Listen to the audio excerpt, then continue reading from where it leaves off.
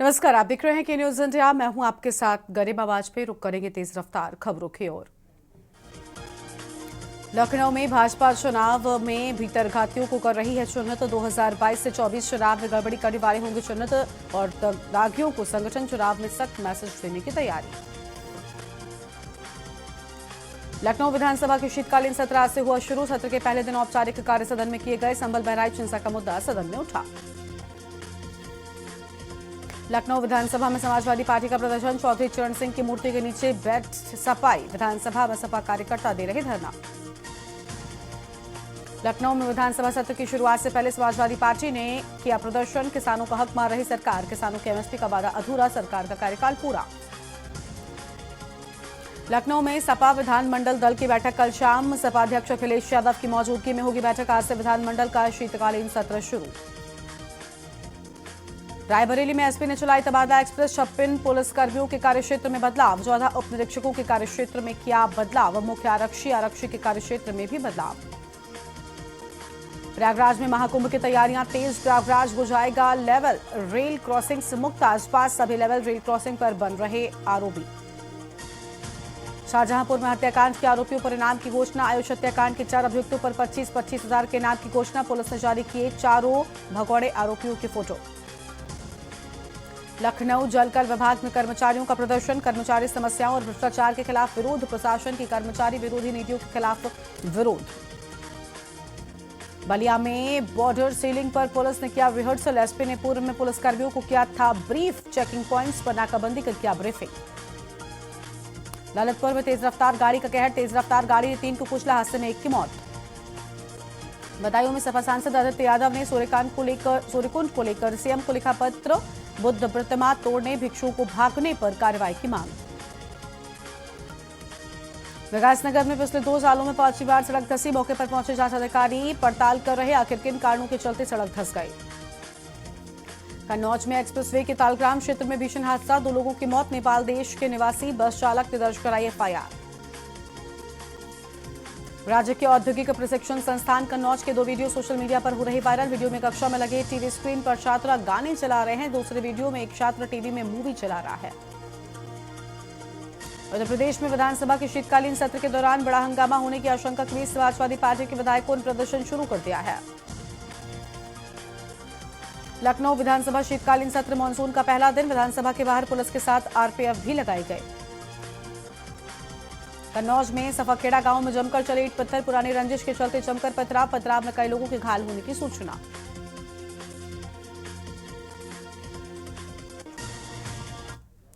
और सीधा विधानसभा के शीतकालीन सत्र में मुख्यमंत्री योगी क्या कह रहे हैं, सुनते हैं। दंगे हुए और 192 लोगों की मौत उसमें हुई है।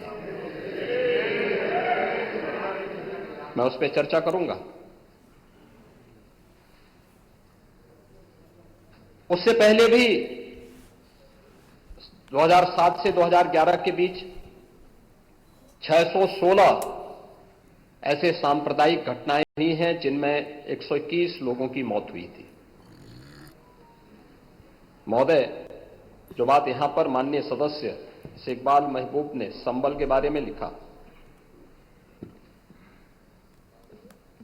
माननीय सदस्य कुंवर रघुराज प्रताप सिंह जी ने यह बात बहुत स्पष्ट की कि हम तथ्यों को छुपा करके कब तक जनता को गुमराह करेंगे।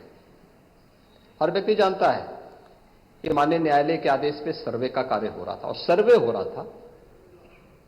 दोस्तों, मैं आपसे पूछना चाहता हूं, आप पश्चिम में जाएंगे, पता नहीं आप कैसे हैं, आपके पूर्वज भी हो सकता है, और पश्चिम उत्तर प्रदेश के हमारे सभी लोग अपने सामान्य संबोधन में राम राम ही कहते हैं। तो जय श्री राम कहां से सांप्रदायिक संबोधन हो गया?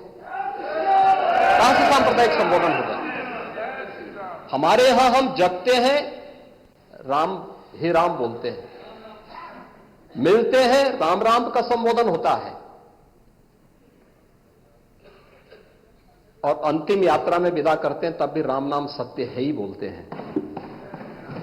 राम के बगैर तो हमारा कोई काम ही नहीं है। और अगर जय श्री राम किसी ने बोली दिया तो इसमें उत्तेजना का मतलब, ये नियत आप समझ सकते हैं उस नियत को। ये चढ़ाने वाला नहीं है, ये चढ़ाने वाला नहीं है। ये चिढ़ाने वाला नहीं है। एक दूसरा, आपने कुंदरकी की जीत को वोट की लूट बताया। आप एक सदस्य का अपमान कर रहे हैं। आपके सदस्य की तो जमानत जब्त हो गई वहां पे। और क्या ये सच नहीं है? इस समय तो आज डिजिटल मीडिया का है। वहां का पठान, वहां का शेख सब कह रहे साहब हमारे पूर्वज तो हिंदू थे और आप भी, आपके पूर्वज भी हिंदू थे। क्या ये सच नहीं है? और क्या ये सच नहीं है कि देशी और विदेशी मुसलमानों की आपसी भिड़ंत है जो वर्षों की लड़ाई को लेकर के वहां चल रहा है? आप लोग सच पे पर्दा डालने का प्रयास कर रहे हैं, लेकिन एक चीज जरा नोट करना कि सूर्य को, चांद को और सत्य को बहुत देर तक छुपा कोई नहीं सकता है, और सत्य जरूर सामने आएगा। और उसी सत्य के बारे में कहा जा रहा है। नेता प्रतिपक्ष कह रहे थे कि वहां की स्थिति ऐसी है कि अगर मंदिर आ भी जाए, क्या मंदिर बन जाएगा? मैं कहता हूं ये तो बाबरनामा भी कहता है कि हर मंदिर को तोड़ करके एक ढांचा खड़ा किया गया। आप तो एक श्रेष्ठ ब्राह्मण कुल में आपने जन्म लिया है। आप तो भारत के पुराणों की परंपरा पर विश्वास करते हैं। हमारा पुराण भी इस बात को कहता है कि भगवान विष्णु, श्री हरि विष्णु का 10वां अवतार संबल में ही होगा, उसी संबल में होगा।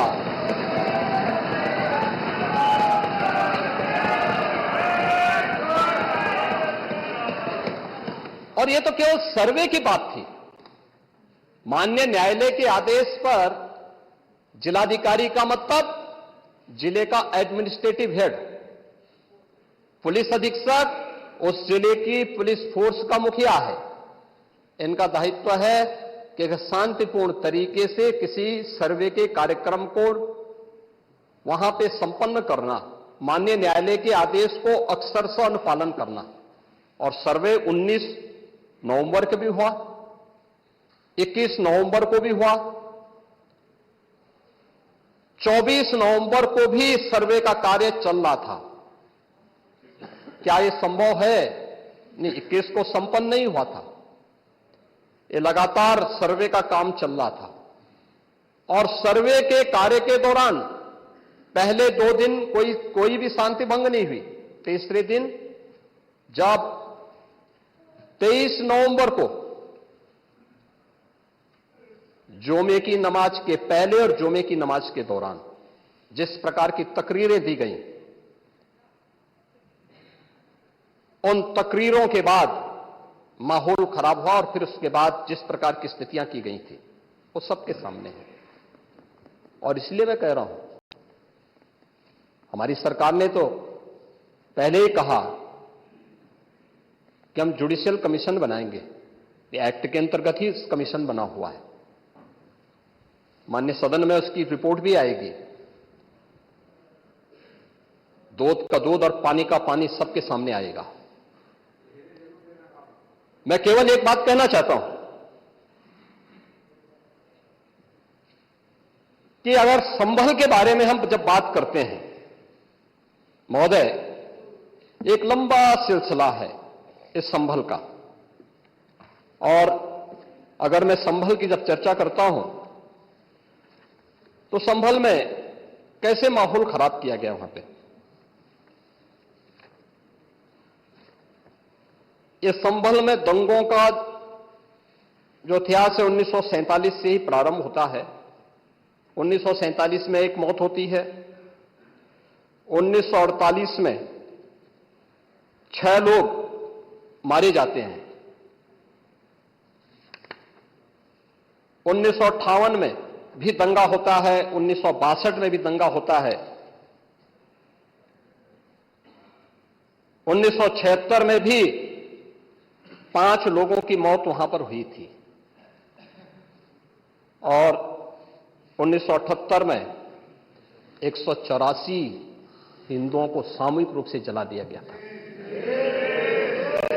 184 हिंदुओं को हत्या हुई थी, हिंदुओं की हत्या हुई थी और जलाया भी गया था। और 184 हिंदू मारे गए थे वहां, 184। मैं वही तो कह रहा हूं ना, आप उस सच को स्वीकार नहीं करेंगे, आप उस सच्चाई को स्वीकार नहीं करेंगे। और लगातार कई महीनों तक वहां कर्फ्यू था। 1980 में फिर दंगा हुआ था, एक मृत्यु हुई। 1982 में फिर दंगा हुआ, एक मृत्यु हुई। 1986 में 4 लोग मारे गए और 1990 फिर 1992 में 5 मौतें हुई, 1996 में 2 मौतें हुई। ये लगातार ये सिलसिला चलता रहा। 1947 से लेकर के अब तक 209 हिंदुओं की निर्मम हत्या वहां हुई है संभल के अंदर, 209 हिंदुओं की। और एक भी बार किसी ने उन निर्दोष हिंदुओं के लिए कभी 2 शब्द नहीं कहे, उनके प्रति, उन परिवारों के प्रति संवेदना के शब्द नहीं कहे। महोदय, जो आज घड़ियाली आंसू बहा रहे हैं, ये लोग कभी भी उन निर्दोष हिंदुओं के बारे में कभी 2 शब्द नहीं कहे। वहां पर 1978 में जो दंगा हुआ था, महोदय, किस प्रकार की स्थिति थी। एक वैश्य जिसने सबको उधार दे रखा था पैसा, और इस बात को मानता था कि साहब मैं तो सबको पैसा देता हूं, मेरे यहां तो सब व्यवसाय के साथ जुड़े हुए हैं। अगल बगल के हिंदू दंगा होने के बाद उनके घर में इकट्ठे होते हैं। इकट्ठा होने के बाद उनको घेर लिया जाता है। घेरने के बाद वो बोलते हैं, भाई आप हमें क्यों घेर रहे हैं? कहा जाता है, नहीं, क्योंकि तुम इन हाथों से पैसा मांगोगे, इसलिए उनके हाथ काटे जाते हैं, फिर उनके पैर काटे जाते हैं और फिर उनका गला रेंद करके हत्या होती है। ये लोग सौहार्द की बात करते हैं, शर्म नहीं आती इन लोगों को सौहार्द के बारे में चर्चा करने में। 1978 से जो मंदिर आज निकल रहा है, 1978 से इन लोगों ने कभी खोलने नहीं दिया उस मंदिर को, जो आज बजरंगबली का मंदिर निकल रहा है। जो वहां पर आज 22 कुएं किसने बंद किए थे? इन 22 कुओं को भी वहां पे बंद किया गया। और वहां का माहौल इतना तनावपूर्ण किसने बनाया था? ये पत्थरबाज कौन थे? एक भी गिरफ्तारी बिना साक्ष्य के नहीं हो रही है। और याद रखना, जिसने पत्थरबाजी की होगी, जिसने माहौल खराब किया होगा, उसमें एक भी बचने वाला भी नहीं है,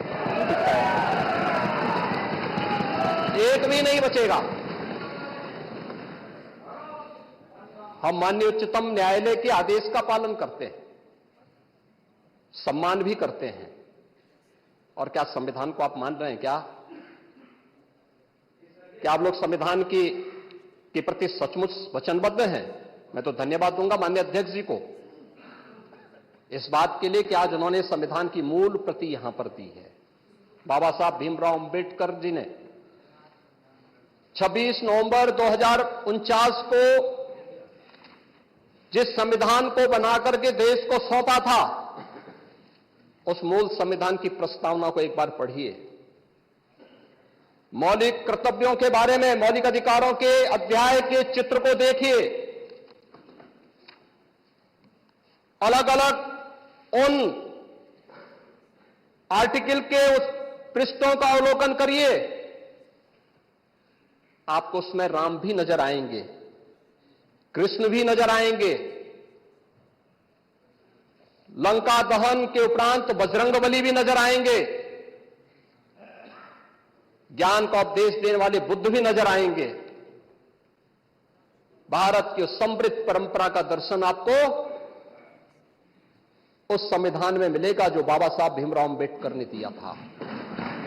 लेकिन उस मूल संविधान में कहीं भी धर्मनिरपेक्ष या पंथ निरपेक्ष या फिर समाजवाद शब्द नहीं है, और ये आप सबकी आंखों को खोलने वाला होना चाहिए। आप लोग संविधान में बदलाव की बात करते हैं। जिन लोगों ने संविधान का गला घोटा, उनका पिछलग्गू बन करके केवल सत्ता हथियाना चाहते हैं, जनता की आंखों में धूल झोंकना चाहते हैं।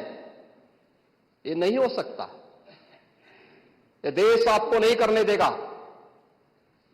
और वह प्रति आपको दी गई है, आप उसका अवलोकन करिए। और मैं नेता विरोधी दल को इसलिए बोलना चाहता हूं, बुद्ध ने करुणा और मैत्री का संदेश उस कालखंड में दिया था जब विदेशी हमले होने शुरू हो गए थे। लेकिन उससे पहले राम ने कहा था, निस्सरहीन करो मही भुज उठाए प्रण कीन। उससे पहले भगवान कृष्ण ने भी कहा था, परित्राणाय साधूनाम विनाशाय च दुष्कृताम। और हम तो राम और कृष्ण को ही मानते हैं, बुद्ध पर विश्वास करते हैं, उन्हीं को आदर्श मान करके हम लोग कार्य करते हैं। शासन पद्धति एक भी इंच इधर उधर नहीं करते उसके बगैर। और इसीलिए मैं आपसे कहने के लिए आया हूं, संभल की घटना या कुंदरकी की जीत, जैसे ही आपकी खटाखट की असलियत सामने आई, जनता ने कहा सपाचट। उपचुनाव में 9 में से 7 तो भारतीय जनता पार्टी और एनडीए गठबंधन जीता है। और यही नहीं, सीसामऊ और करहल, याद करिए 2022 में समाजवादी पार्टी ने करहल में 70,000 से लगभग 67,000 से जीती थी। इस बार वह मात्र 13-14 हजार तक आ गई है। वो भी चच्चू थोड़ा वहां पे कृपा कर लिए, नहीं तो वहां भी सपाचट तय था। अगली बार होगा, अगली बार होगा चच्चू। अरे आप चिंता मत करिए, अगली बार तो नहीं रहे, बहुत ज्यादा रहे। अगली बार सीसामऊ में भी बाल बाल बच गए। और इसलिए इस बौखलाहट में कि कुंदरकी में लोगों को अपनी जड़ें याद आने लग गई हैं। अब आपने देखा होगा उन लोगों के वक्तव्य को, डिजिटल मीडिया में थोड़ा अवलोकन करिए और देखिए वहां पे जब लोग चिल्ला चिल्ला के बोल रहे हैं कि इन विदेशियों से पिंड छुड़ाना है। क्या बोल रहे हैं लोग, सबको अपनी जड़ें याद आने लग गई हैं। और मुझे लगता है जिस दिन इकबाल महबूब जी को भी अपनी जड़ें याद आएंगी, वह भी फिर यही बात बोलेंगे जो इधर के मान्य सदस्य कह रहे हैं। महोदय, मैं उनसे कहूंगा कि एक बार बाबरनामा का जरूर बाबरनामा को जरूर पढ़ें।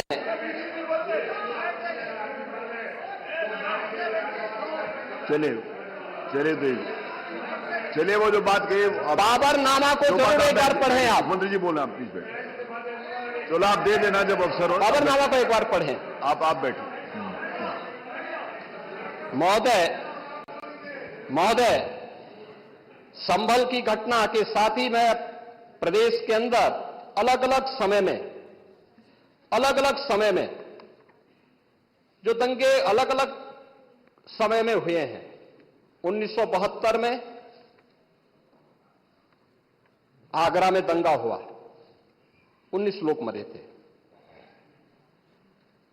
आजमगढ़ में 1972 में दंगा हुआ, 3 लोग मरे थे। बहराइच में 1973 में दंगा हुआ, 1 व्यक्ति की मौत हुई थी। गोंडा में 1973 में दंगा हुआ, 1 व्यक्ति की मौत हुई। प्रयागराज में 1973 में एक दंगा हुआ, 2 लोगों की मौत हुई। मेरठ में 1973 में दंगा हुआ, 8 लोगों की मौत हुई। आगरा में फिर 1974 में दंगा हुआ, 1 व्यक्ति की मौत हुई। पीलीभीत में 1974 में दंगा हुआ, 3 लोगों की मौत हुई। कानपुर में 1975 में दंगा हुआ, 2 लोगों की मौत हुई। मुरादाबाद में 1976 में दंगा हुआ, 3 लोगों की मौत हुई। बहराइच में 1976 में फिर दंगा हुआ, 3 लोगों की मौत हुई। बुलंदशहर में 1977 में दंगा हुआ, 2 लोगों की मौत हुई। वाराणसी में 1977 में दंगा हुआ, 8 लोगों की मौत हुई। मुरादाबाद में 1978 में दंगा हुआ, 19 लोगों की मौत हुई। अलीगढ़ में 78 में दंगा हुआ, 21 लोगों की मौत हुई। ये लगातार मैं क्या कर रहा हूं, उसमें आप भी थे, जिसके कारण लोकतंत्र सेनानी आप कहलाते हैं, लोकतंत्र सेनानी कहलाते हैं मल्होत्रा जी। उसी के नाम पर आप लोग मैं क्या कर रहा हूं, ये दंगे हुए हैं, मैं उन दंगों के बारे में बोल रहा हूं जिन दंगों के कारण लगातार माहौल खराब हुआ है प्रदेश का।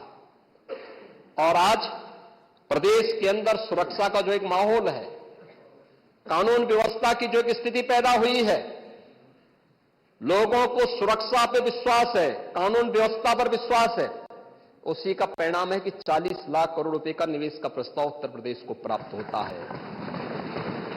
इतना निवेश, इंफ्रास्ट्रक्चर का एक कार्य, रोड की, रेलवे की, एयर कनेक्टिविटी की, ये उसी का परिणाम है जो सरकार कर रही है और लगातार उसको कर रही है।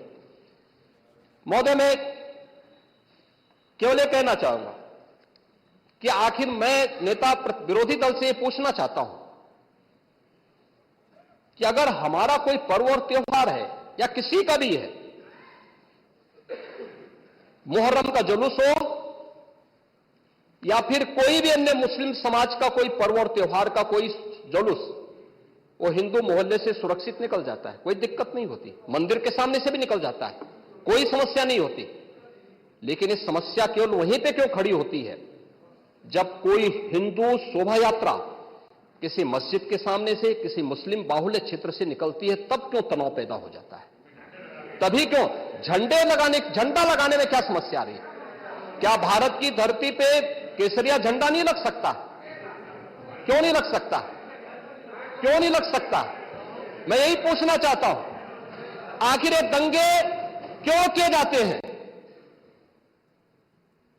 और बहराइच का मामला, महाराजगंज उस कस्बे का, जहां के बारे में आप कह रहे हैं कि लगातार मुस्लिम बस्ती थी, मोना जी ने भी इस बात को कहा कि बस्ती थी, प्रशासन नहीं था, 4 कंपनियां पुलिस थी वहां पे, और दंगा सड़क पे नहीं हो रहा था, गोली घर के अंदर से चल रही थी।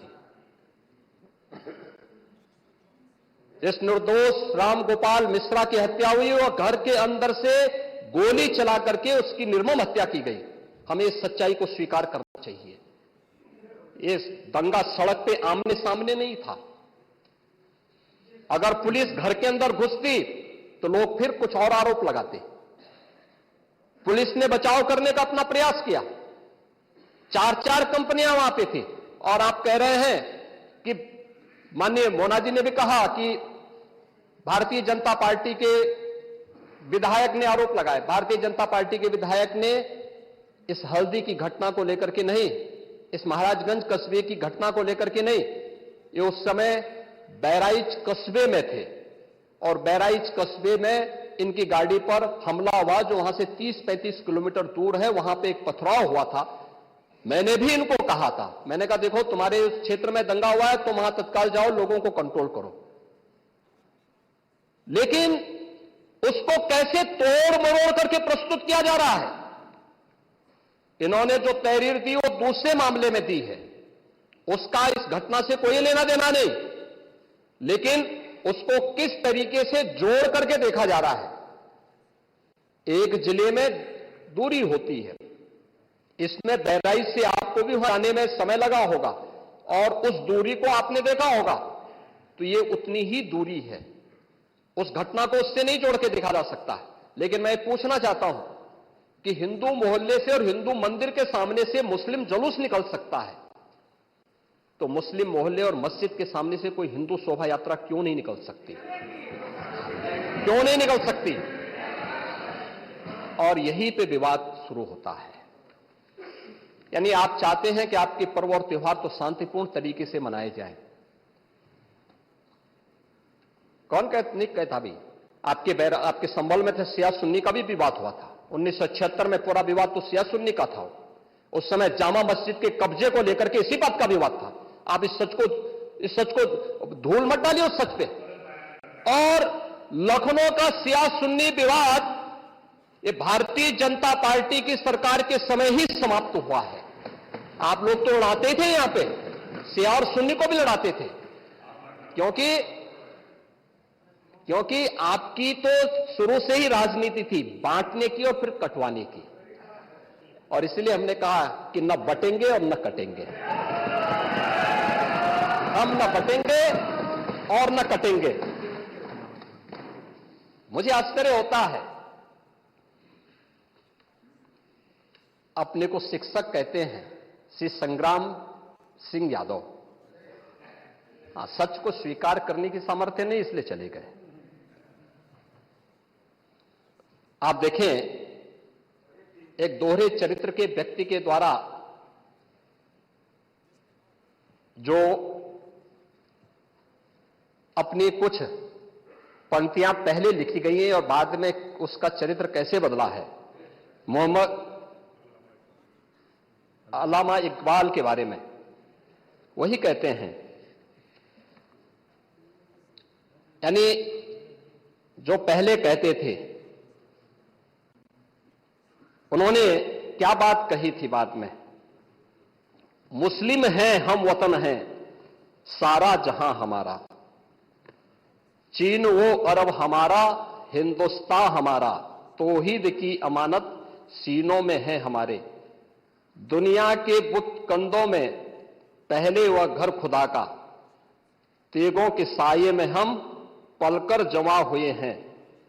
मकरीब की वादियों में गूंजी अजा हमारी, बातिल में दबने वाले हे आसमां नहीं हम, हे गुलस्ता ये अब्दुल्लस वो दिन है याद तुझको, ये मौज ये दजला तू भी पहचानती है हमको, ये अर्ज ये पाग तेरी हुर्मत पे कट मरे हम, सालार ये कार्रवाई है मीर ये हिजाज अपना, इकबाल का तराना बाग ये दरा है गोया। मुस्लिम है हम, वतन है सारा जहां हमारा। अब आप मुझे बताओ, क्या इकबाल को आप अपना आदर्श मानते हैं क्या? इस इकबाल को मानेंगे क्या? वो अपने को पेशे से शिक्षक कहते हैं। ऐसे शिक्षक छात्रों को पढ़ाएंगे तो दुर्गति कराएंगे ही कराएंगे। यानी इकबाल की एक कविता को यहां पे पढ़ करके और वास्तविक सच से आप धूल डाल करके उसको छुपा नहीं सकते हैं। और मैं इसलिए कहना चाहूंगा कि महोदय, प्रशासन ने पूरी कार्रवाई की है और लगातार हमारे संज्ञान में सारी बातें हैं। एक एक बात पर सरकार नजर रख रही है। 25 करोड़ की आबादी का प्रदेश है और 25 करोड़ की आबादी के प्रदेश में पिछले 7.5 वर्ष के दौरान सभी पर्व और त्योहार शांतिपूर्ण तरीके से संपन्न हुए हैं।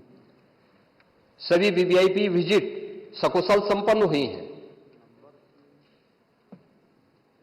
अयोध्या में श्री राम जन्मभूमि पर भगवान राम के भव्य मंदिर के कार्यक्रम को भी, जिसको लेकर के आप बहुत बड़ा पहले प्रदेश के मन में भय पैदा करते थे, वह भी सकुशल संपन्न हुआ। आज प्रदेश में जब सर्वत्र सुरक्षा का एक बेहतरीन माहौल है और 2025 में जब उत्तर प्रदेश को एक गौरव प्राप्त होने जा रहा है कि दुनिया का सबसे बड़ा आध्यात्मिक और धार्मिक सामाजिक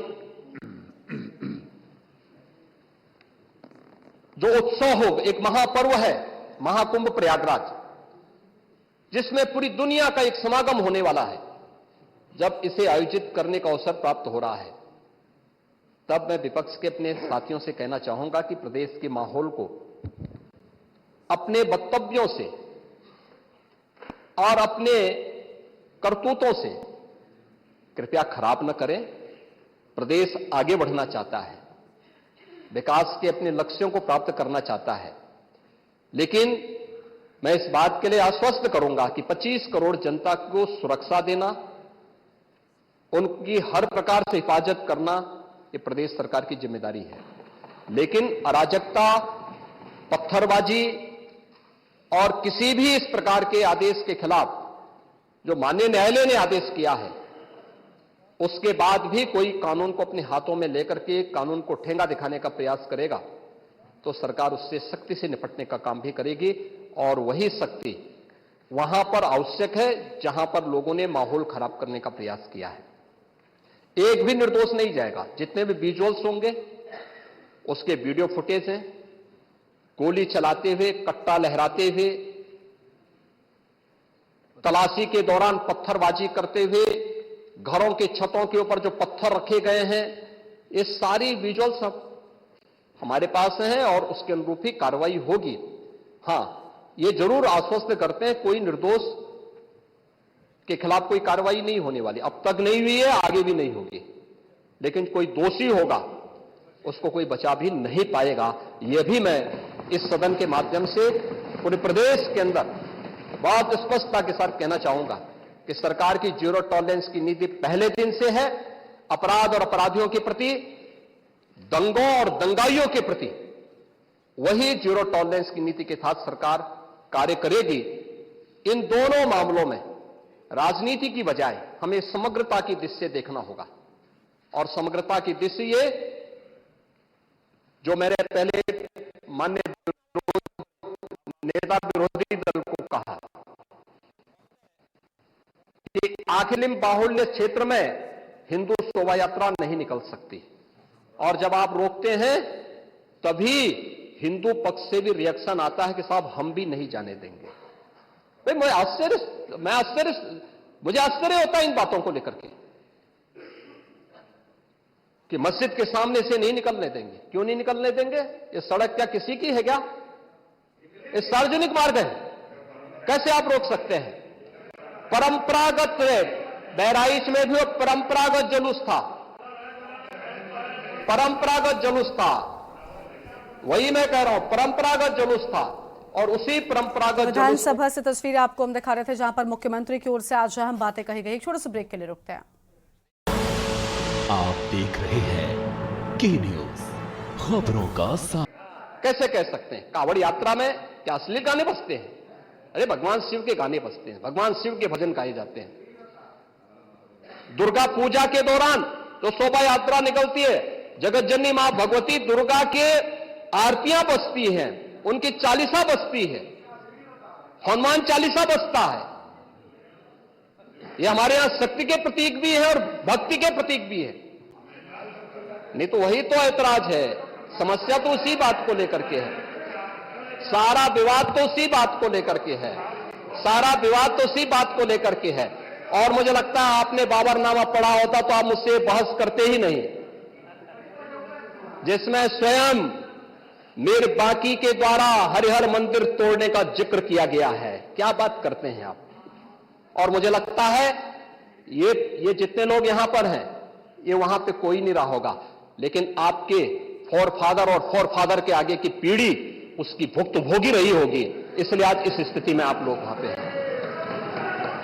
कुंदरकी में लोगों का एहसास हुआ है, एक दिन एहसास आपको भी होगा और जरूर होगा। और इसीलिए मैं आपसे कहना चाहूंगा कि ये सनातन की जीत है, जो कुंदरकी की जीत है, ये भारत की वास्तविक जीत है, ये भारत के संविधान की जीत है, जो कुंदरकी, कटहरी, खैर, गाजियाबाद, मीरापुर, फूलपुर, मझवा यहां पे हुई है। ये वास्तव में यही है भारत के संविधान में। आप तो सबको कटघरे में खड़ा करते हैं। मुझे आश्चर्य होता है, मुझे आश्चर्य होता है कि आखिर आप मानते किसको हैं? आप मानते किसको हैं? मुझे एक बात बताओ, कि भारत के संविधान के अनुरूप माननीय उच्चतम न्यायालय, एक तरफ आपने सर्वे के बारे में माननीय उच्चतम न्यायालय की बात का स्वागत किया और माननीय उच्चतम न्यायालय ही एक बात को कहता है, बार बार भारत के माननीय उच्चतम न्यायालय ने समान नागरिक कानून की बात देश के अंदर लागू करने की कही है। और भारत अकेला देश है जिसमें बहुसंख्यक समाज अपने लिए विशेष अधिकार की मांग नहीं करता है, बल्कि एक समान नागरिक कानून की मांग कर रहा है। और अगर एक माननीय न्यायाधीश ने, इलाहाबाद उच्च न्यायालय के एक माननीय न्यायाधीश ने उस समान नागरिक कानून की वकालत की, तो आप उनके खिलाफ महाभियोग का नोटिस राज्यसभा में दे दिए। ये आपके दोहरे चरित्र को नहीं दिखाता तो क्या है ये? आखिर दुनिया के अंदर यही हो रहा है, लेकिन भारत के अंदर बहुसंख्यक समाज कह रहा है कि साहब एक समान नागरिक कानून लागू करो। लेकिन अगर वही माननीय न्यायाधीश एक सामाजिक सांस्कृतिक संगठन के कार्यक्रम के दौरान इस बात को कहते हैं कि दुनिया के अंदर यह है, अगर भारत के अंदर इसको मांग करने की वकालत हो रही है तो बुरा नहीं, और माननीय उच्चतम न्यायालय बार बार इसके बारे में सरकार को कह चुकी है। लेकिन आप लोग उसमें एक तरफ उच्चतम न्यायालय के द्वारा सर्वे पर रोक लगाने का स्वागत कर रहे हैं, बुलडोजर की कार्रवाई पर दी गई गाइडलाइन का स्वागत कर रहे हैं। उसका तो स्वागत हमने भी किया है, क्योंकि उत्तर प्रदेश अकेला राज्य है जिसने बुलडोजर की कार्रवाई को अक्सरशः सुप्रीम कोर्ट की इस गाइडलाइन के अनुसार अंजाम दिया है, अक्सरशः। और इसीलिए मैं कह रहा हूं कि यही स्थिति है कि माननीय न्यायाधीश इलाहाबाद उच्च न्यायालय ने अगर वक्तव्य दिया समान नागरिक कानून के बारे में, तो समाजवादी पार्टी, कांग्रेस, इन सब के लोगों ने राज्यसभा में उनके खिलाफ एक महाअभियोग की नोटिस ही दे करके आप सच को मुंह जबरदस्ती बंद करना चाहते हैं। और वहीं पे नहीं किया आपने, यहां पर भी आप चुप नहीं रहे। राज्यसभा के माननीय सांसद, माननीय सभापति तो भारत के महामहिम उपराष्ट्रपति भी हैं, उनके खिलाफ भी अविश्वास प्रस्ताव की नोटिस दे दी गई, इसलिए क्योंकि उन्होंने सदन स्मूथली चलाने के लिए सदन के सभी पक्षों से कहा। एक सभापति के रूप में, एक चेयरपर्सन के रूप में उनकी जिम्मेदारी यही है, उन्होंने इसी बात को कहा।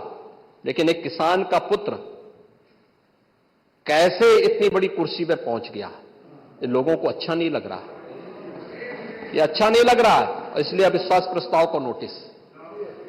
चुनाव के दौरान चुनाव आयोग को कटघरे में खड़ा किया गया, चुनाव आयोग को कटघरे में खड़ा करने का प्रयास, यानी जबरदस्ती आप गन पॉइंट पर अपनी बातों को मनवाना चाहते हैं संवैधानिक संस्थाओं से।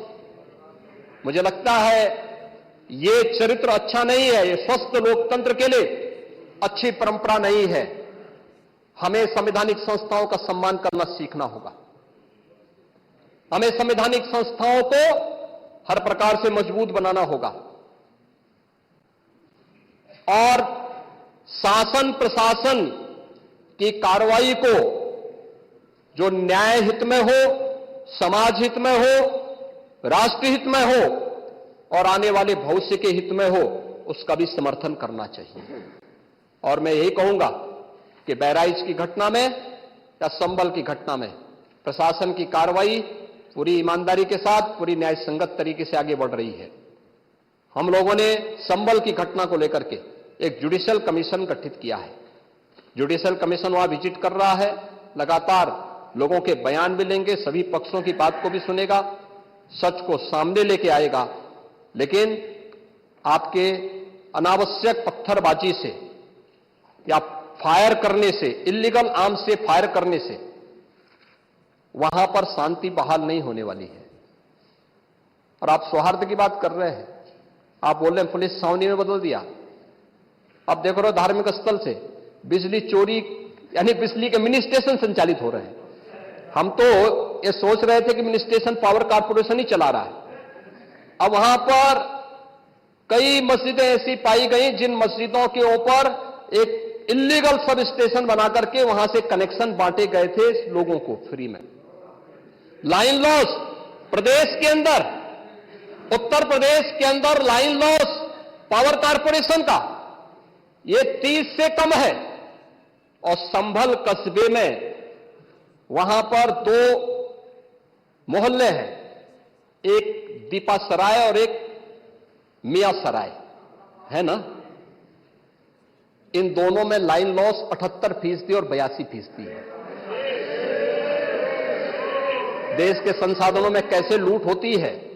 और अगर प्रशासन अपने कर्तव्यों का निर्वहन कर रहा है, वैसे तो कहेंगे प्रशासन कोई कटघरे में खड़ा है कि प्रशासन चोर है चोर है चोर है, और प्रशासन उसी चोरी को पकड़ने के लिए चला जाए तो अत्याचार है अत्याचार है अत्याचार है। कहां से अत्याचार हो गया? अरे यही सच्चाई है। उस सच्चाई को उजागर किया जा रहा है। और याद रखना, सच्चाई जब सबके सामने आती है लोगों को बुरा लगता है, क्योंकि जो सच्चाई स्वीकार नहीं कर सकते, जो बराबरी नहीं कर सकते, वे बुराई करते हैं। और यही बुराई आप कर रहे हैं। आपकी बुराई में न्याय नहीं झलकता, सत्य नहीं झलकता, ये पक्षपातपूर्ण है। और मुझे लगता है इससे लोकतंत्र की व्यवस्था मजबूत नहीं होती, कमजोर होती है। और इसलिए मैं माननीय अध्यक्ष जी पूरे प्रदेश को इस बारे में आश्वस्त करना चाहूंगा। प्रदेश के अंदर किसी भी मुस्लिम पर्व और त्योहार के दौरान, किसी भी अन्य मत और मजहब से जुड़े हुए किसी भी पर्व और त्योहार के दौरान कहीं कोई समस्या नहीं खड़ी होती, तो फिर हिंदू पर्व और त्योहार के दौरान कोई समस्या खड़ी करेगा तो सरकार उसको सख्ती से निपटने का काम भी करेगी, उतनी ही सख्ती से निपटने का काम भी करेगी। तो साहब, माननीय न्यायालय के द्वारा दिए गए आदेश का पालन करना एक प्रशासन का दायित्व है। उसमें सरकार उसको डायरेक्शन दे न दे, उसका दायित्व बनता है कि वो पालन करे। और संभल के अंदर प्रशासन ने वही पालन किया है। आज वहां सारी चीजें मिल रही हैं। आखिर आपकी बात को मानते हैं कि मंदिर को आपने छेड़ा नहीं, आपने बड़ी कृपा कर दी। लेकिन ये जो 22 कुएं और उन कुओं में मूर्तियां मिल रही हैं, ये कुएं किसने पाट दी है? ये नोटिस पे क्यों परेशानी हो रही है? आप सांसद जिनसे आपकी प्रतिद्वंदिता है, मानता हूं, क्योंकि वहां पे आपने तो तुर्क और पठान का विवाद चला है, मैंने नहीं कर दिया, एक विवाद चल रहा है। आप उनके सामने, माननीय सदस्य के सामने, आप उनके साथ अपनी जड़ें ढूंढ रहे होंगे। लेकिन ये सच्चाई है, ये सच्चाई है, क्योंकि ये तो है ही। सकीफुल रहमान बर्क कभी भी अपने को ये नहीं बोलते थे कि मैं भारत का नागरिक हूं, वो तो कहते थे मैं बाबर का संतान, वो बोलते थे। आप भी मानते हो किस बात को? अब आपको तय करना है कि आक्रांताओं को अपना आदर्श मानते हैं या राम कृष्ण और बुद्ध की परंपरा को अपना आदर्श मानते हैं। भारत के अंदर राम कृष्ण और बुद्ध की ही परंपरा रहेगी, बाबर और औरंगजेब की परंपरा नहीं रहेगी। धन्यवाद। माननीय नेता प्रतिपक्ष को सुना, माननीय मोना जी को सुना, मैंने माननीय मुख्यमंत्री जी को सुना। ये नियम 56 के अंतर्गत नियम, इसको अग्रह करता हूं। आज नियम 51 के अंतर्गत कुछ 58 सूचनाएं प्राप्त, जिसमें निम्नलिखित माननीय सदस्यों की सूचनाएं स्वीकार की गई। श्री रवि शर्मा, श्री आशु मलिक, श्री मनोज कुमार पांडे, श्री पंकज मलिक, डॉक्टर संग्राम यादव, डॉक्टर रागिनी, श्री मनीष असीजा, श्री नफीस अहमद, श्री अभय सिंह, श्री राधना मिश्रा मोना जी, इंजीनियर सचिन यादव, श्री डॉक्टर नीरज वोरा, श्री रामचंद्र यादव नहीं है तो कैंसिल होगी। मोहम्मद फहीम इरफान, श्री ओम प्रकाश, शतुल प्रधान, डॉक्टर राजेश्वर, ये सारी सूचनाएं स्वीकार हुई हैं। अब हम उठते हैं कल सुबह 11 बजे तक।